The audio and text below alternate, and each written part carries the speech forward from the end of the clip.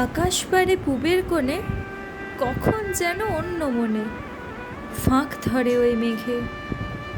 মুখের চাদর সরিয়ে ফেলে বন্ধ চোখের পাতা মেলে আকাশ ওঠে জেগে। তবে আজ আকাশের ঘুম ভাঙলেও মেঘ কিন্তু সরল না, পাহাড়দেরকে দেখাই যায় না। তবে পাশের গাছে একটা নাম না জানা পাখি খুব ডাকছে। সবে মিলে একটা মায়া মোহময় পরিবেশ। সত্যি প্রকৃতির কি অপূর্ব সৃষ্টি, ভগবানের কি মহান শিল্প। হঠাৎ মনে একটা প্রশ্ন আসে। সকলে বলে শিল্প ও শিল্পীর নাকি কখনো মৃত্যুই হয় না, আবার শিল্পীর স্থানও নাকি ভগবানের পরে। আচ্ছা, তাহলে এই প্রকৃতির কাছে মহান শিল্প কি? পাহাড় প্রশ্ন শুনে উত্তর দেয়, আমার মতে মহান শিল্প মৌনতা। ঠিক সময় ঠিক লোককে ঠিকভাবে ঠিক কথা বলাটাই তো শিল্প, যেটা আমার মতে মহান। আবার পিছন থেকে ছুটে আসা একটা দমকা হাওয়া বলে যায়, আমার মতে মহান শিল্প সম্মান জানানো সকলকে, ছোট বড়, কাজ ধর্ম জাত নির্বিশেষে সম্মান জানানোই তো শিল্প, যেটা আমার কাছে খুবই বিশেষ।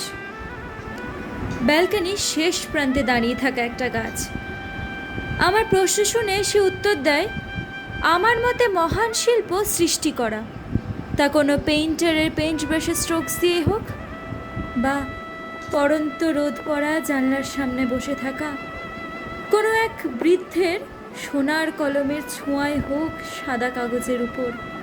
সৃষ্টি তো শিল্প, মহান শিল্প, তাই না? সকলের কাছে অনেক রকম উত্তর পেলাম, তাই এবার মহামায়া প্রকৃতি মাকে জিজ্ঞেস করলাম, মা, তোমার কাছে মহান শিল্প কি? প্রকৃতি মা হেসে বলে, আমার মতে মহান শিল্প তো তোরাই। হ্যাঁ, তোরাই তো আমার মহান শিল্প, যাদেরকে আমি আমার সব দিয়েও কখনোই খুশি করতে পারলাম না। তোরাই তো আমার সেই মহান শিল্প, যারা আমার এই অন্যান্য শিল্পকলাকে ধ্বংস করে নিজেদেরকে শিল্পী ভাবিস। তোরাই তো আমার সেই মহান শিল্প, যাদের আমি কখনো ফুল ফল জল দিয়ে তুষ্টই করতে পারলাম না। তোরাই তো আমার সেই মহান শিল্প, যাদের কাছে আমার অন্যান্য সৃষ্টিকলাগুলো খেলনা মাত্র। তোরাই তো আমার সেই মহান শিল্প, যারা নিজের জন্মদাত্রী মায়ের পেটে লাথ মারতেও দুবার ভেবে দেখিস না। ওরে, তোরাই তো আমার সেই মহান শিল্প, যাদের জন্য আজও আমি নীরবে চোখের জল ফেলি।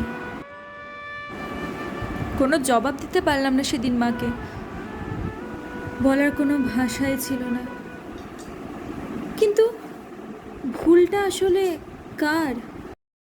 অনেক দিন কেটে গেছে, পৃথিবী আবার সূর্যের সামনে ঠিক সেই জায়গাতে এসেই দাঁড়িয়েছে যেখান থেকে আজ 14 বছর আগেও এসে দাঁড়িয়েছিল। তাই হয়তো আমার আশপাশটা খুবই চঞ্চল। সূর্যের আলো বরফ ঢাকা পাহাড়ের মাথায় আঁকিবুকি কাটছে লাল অয়েল প্যাস্টেল দিয়ে। ঝর্ণার জলও তার প্রতিনিয়ত কলকল শব্দের সমানে কিছু বলে চলেছে। পাশের গাছে দুটো নাম না জানা পাখি বসে আছে, সমানে ডাকছে। নাকি ওরাও কিছু বলছে? সকলে মিলে এক নাগাড়ে একই কথা বলে চলেছে।